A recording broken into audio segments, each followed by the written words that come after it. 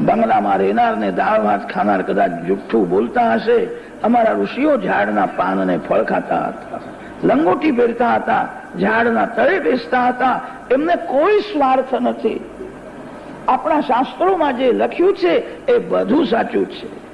શાસ્ત્રમાં લખેલું બુદ્ધિ કબૂલ ન કરે એ દોષ બુદ્ધિનો છે. બુદ્ધિ બગડેલી છે. શાસ્ત્રમાં સંતોમાં વિશ્વાસ રાખ.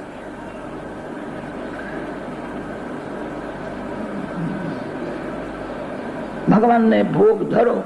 ભગવાન આરોગ્ય છે, ઓછું થતું નથી. ભગવાન આરોગ્ય છે. બંને સિદ્ધાંત સત્ય. માનવ જેવું ખાય છે એવું ભગવાન જલ્દી ખાતા નથી. ભગવાનની બધી લીલા દિવ્ય છે. અને આ કલિયુગમાં ભગવાન માનવના જેવું ખાવા લાગે ને તો કોઈ ભગવાનને ભોગ ધરે પણ નહીં. બધા જાણે છે કે જેટલો ભોગ ધરીશું એટલો પ્રસાદ તો પાછો મળવાનો જ છે. માનવના જેવું ભગવાન ખાતા નથી.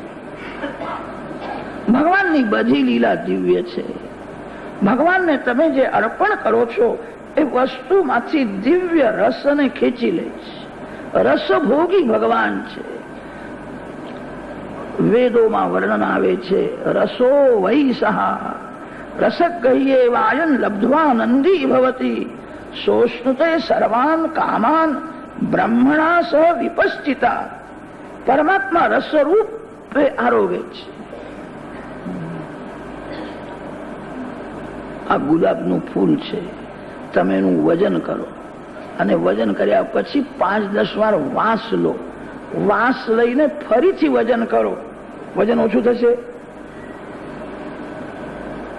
વાસ લેતા પહેલા વજન કરો અને વાસ લઈને વજન કરો. વજન જરા પણ ઓછું થતું નથી. એક માનવમાં એવી શક્તિ છે, ફૂલમાંથી સુગંધ ખેંચી લે છે.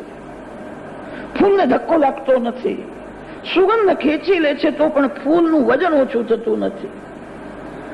માનવ જેમ ફૂલમાંથી સુગંધને ખેંચી લે છે તેમ ભગવાનને તમે જે અર્પણ કરો છો એ સામગ્રીમાંથી દિવ્ય રસને ભગવાન ખેંચી લે છે. તમે જેમ સુગંધને ખેંચી લો છો. ભગવાન રસભોગી છે. ભક્તિ માર્ગમાં અંધશ્રદ્ધાની જરૂર છે. જ્યાં